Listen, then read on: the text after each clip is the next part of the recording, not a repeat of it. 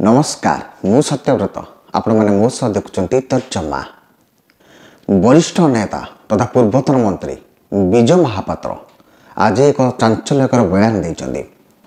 आपण मैंने जानिथिबे निर्वाचन पूर्व बीजेपी सबुबले बीजेडी को टार्गेट करी दुई जन ऑफिसर को ना नथिले। जेतबले 5T सचिव VK पांड्यान स्वेच्छाकृत अवसर नेला परे जो थर्ड फ्लोर रे तांकर दबदबा थिला बा थर्ड फ्लोर रे तांकर राजनीति चलथिला सेतबले से थर्ड फ्लोर रे जन ऑफिसर थिबा DS कुटे एवं जने पुलिस अधिकारी पांड्यानकर खास लोक आशीष सिंह तांको विरुद्ध रे भारतीय जनता पार्टी रो नेता माने अनर्गल भाव रे विरोधगार करथिले एवं तांको विरुद्ध रे बहुत अभियोग आनुथिले। दुई जन ऑफिसर वर्तमान सरकारी काम न करी बीजेडी कार्य लिप्त अच्छा। विधायक मान को टिकेट देवा क्या बांधा बीजेपी लोक मान हैरान हरकत करवा एमती बहुत किसी अभियोग लदी निर्वाचन पूर्व एवं निर्वाचन सरला एमतीक निर्वाचन पूर्व ये दुई ऑफिसर ना से निर्वाचन कमिशनर आगे फेराद होते सेतबले मत बीजेपी अभियोग करथिला तांको फोन को ट्रैक करा जाऊ, फोन को टैपिंग करा जाऊ, फोन को जांच करा जाऊ। ते थर्ड फ्लोर थिबा ऑफिसर की कार्य करचोंदी एवं निर्वाचन कमिशनर तागिद करथिले एवं कार्यानुष्ठान भी नैथिले एवं निर्वाचन जो सरिला निर्वाचन सरिबा परे तांको ऊपर मध्य निर्वाचन कमिशनर इनक्वारी करने को निर्देश देते। निर्देश देला परे समस्त भाविले दे दुई जन ऑफिसर को भारतीय जनता पार्टी इनक्वारी परिसरभुक्त करिवो एवं घटनार पर्दाफाश करिवो।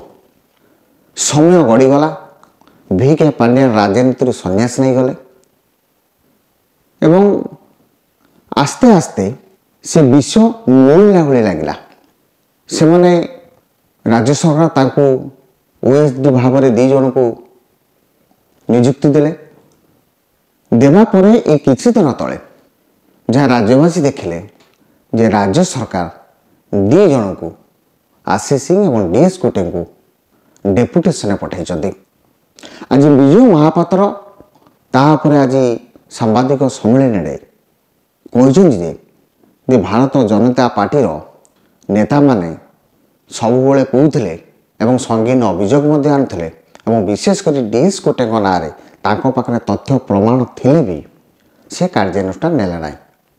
से तीनोटी दिग को कहते गोटे है प्रथम पॉइंट हूँ दे राज्य सरकार चार्जसीट दाखल कले ना आयु अपॉइंटमेंट देले ना एवं तृतीय ऑफर लिस्ट रे तांको ना को सुपारिश कले। दे नियम अच्छी इंडियन सर्विस नियम अच्छी दे IAS और IPS मानकर राज्य सरकार तरफ केंद्र सरकार ऑफर लिस्ट मागती एवं राज्य सरकार से किसी ना दिखती से ना रे से लिस्ट रे मुख्यमंत्री पूरा अवगत अच्छा मुख्यमंत्री निजे भी देते ये दी जन ना को केंद्र सरकार को देते। ताने एठी प्रश्न उठुची विजय महापात्र आउ गोटे कथा संगीन कथा कहते जीवा पछरे किसी ना किसी डील है। से विजय महापात्र जानी कौन डील है से भारतीय जनता पार्टी नेता मैंने जानी कौन डील है। तेणु पूरा विषय को आम जदि वर्तमान आलोचना तर्जमा करवा भारतीय जनता पार्टी नेता माने ये दुई ऑफिसर को ना निर्वाचन कमिशन को आगे फेरा देले ना बारंबार अभियोग करते निर्वाचन पूर्व एवं पर एमती कौन घटिला एमती ऊपर दिल्ली नेता माने एमती कौन राज्य नेता मान को मुख्यमंत्री को आलोचना माध्यम कहले कि आलोचना है जहाँ फल ये दुई जन को पुरस्कृत करागला जड़े ITBP IG एवं जड़े BSF IG ये गोटे छोटिया पोस्ट नुहे ये बहुत कम लोक ये पद पदवी नियुक्ति हुए जार दक्षता थी आम दुई तीनोटी जिनस बर्तमान आम कहवा एक हूँ बीजेपी नेता माने भारतीय जनता पार्टी नेता माने जो अभियोग आनुले ତାହା ଏକ ରାଜନୈତିକ ଏଜେଣ୍ଡା ଥିଲା, ଲୋକମାନଙ୍କୁ ମୁହଁ ବୁଲାଉଥିଲେ ତାହେଲେ ଏକ। ଦ୍ୱିତୀୟରେ ତାଙ୍କର ପ୍ରଶାସନିକ ଚଳିବାରେ ତାଙ୍କର ଦକ୍ଷତା ପୂର୍ଣ୍ଣ ଭାବରେ ରହିଛି। ସେ ଦାୟିତ୍ୱ ତୁଲେଇ ପାରିବେ, ଯେଉଁ ଦାୟିତ୍ୱ ନେବେ ସେ ଦାୟିତ୍ୱ ତୁଲେଇ ପାରିବେ ଏବଂ ଜଣେ ଭଲ ଅଫିସର, ଏହା ବି ଆମେ କହିପାରିବା। ଏବଂ ଅନ୍ୟ ଦିଗଟି ହେଲା, ଯେତେବେଳେ ବିଜୁ ଜନତା ଦଳ ସରକାରରେ ଥିଲା ଏବଂ ବିଜୁ ଜନତା ଦଳ ଏବଂ ଭାରତୀୟ ଜନତା ପାର୍ଟି ଭିତରେ ଯେଉଁ ଭାଇ ସମ୍ପର୍କ ଥିଲା, ସମସ୍ତେ କୁହନ୍ତି ଯେ ସେମାନେ ପରସ୍ପର ଭାଇ ବୋଲି। ଏବଂ ଦିଲ୍ଲୀରେ ବି ହେଉ, ଲୋକସଭାରେ ହେଉ, ରାଜ୍ୟସଭାରେ ହେଉ, ସବୁ କ୍ଷେତ୍ରରେ ବିଜୁ ଜନତା ଦଳ ସବୁବେଳେ ଭାରତୀୟ ଜନତା ପାର୍ଟିକୁ ସହଯୋଗ କରେ। ଆଉ ଏଠି ବି ଆପଣମାନେ ସମସ୍ତେ ଜାଣନ୍ତି ବା ସବୁବେଳେ ଆଲୋଚନା ହୁଏ, ସେଇ ଭାରତୀୟ ଜନତା ପାର୍ଟିର ଲୋକମାନେ ବି, ଯେ ନେତାମାନେ ବି ଆଲୋଚନା କରନ୍ତି ଏବଂ କହନ୍ତି ଯେ ଏଇ ଦୁଇ ଜଣ ଅଫିସର ଏବଂ V.K. ପାଣ୍ଡିଆନ ଏସବୁ ନବୀନ ପଟ୍ଟନାୟକର ପାଖ ଲୋକ। ଏମାନେ ଯେଉଁ ଆଲୋଚନାରେ ଯାହା ନିଷ୍ପତ୍ତି ନିଅନ୍ତି ତାହା ପାଳନ ହୁଏ। ସେତେବେଳେ ଯେତେବେଳେ ବିଜୁ ଜନତା ଦଳ ଭାରତୀୟ ଜନତା ପାର୍ଟିର ସବୁ କ୍ଷେତ୍ରରେ ବା ସବୁ କଥାକୁ ମାନନ୍ତି, କି ଦିଲ୍ଲୀରେ ଲୋକସଭାରେ ହେଉ, ବିଲ୍ କଥା ହେଉ, ରାଜ୍ୟସଭାରେ ହେଉ, ରାଜ୍ୟସଭା ପାଇଁ ପ୍ରାର୍ଥୀ ଘୋଷଣା ହେଉ, ରାଜ୍ୟସଭା କାହାକୁ ପଠାହେବ, ସେ ଅଶ୍ୱିନୀ ବୈଷ୍ଣବ କଥା ଯେତେବେଳେ ରାଜ୍ୟସଭା ଗଲେ, ଦୁଇ ଦଳ ଭିତରେ ସମର୍ଥନରେ ଗଲେ, ତାହେଲେ ଏସବୁ କାର୍ଯ୍ୟରେ ଏ ଦୁଇ ଜଣ ପରୋକ୍ଷରେ ଭାରତୀୟ ଜନତା ପାର୍ଟିକୁ ସହଯୋଗ କରିଛନ୍ତି।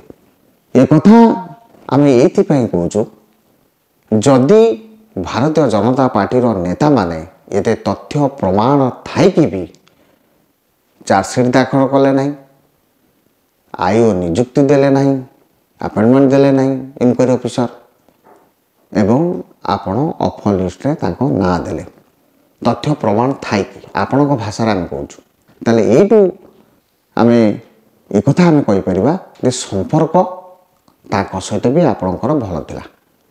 ଆପଣଙ୍କର ଭାରତୀୟ ଜନତା ପାର୍ଟିର ଜଣେ ନେତା ତାଙ୍କ ପାଇଁ ବି ବନ୍ଧା ହେଇଛି, ସେ ବି ଆପଣମାନେ ହିଁ ଅଭିଯୋଗ କରିଥିଲେ।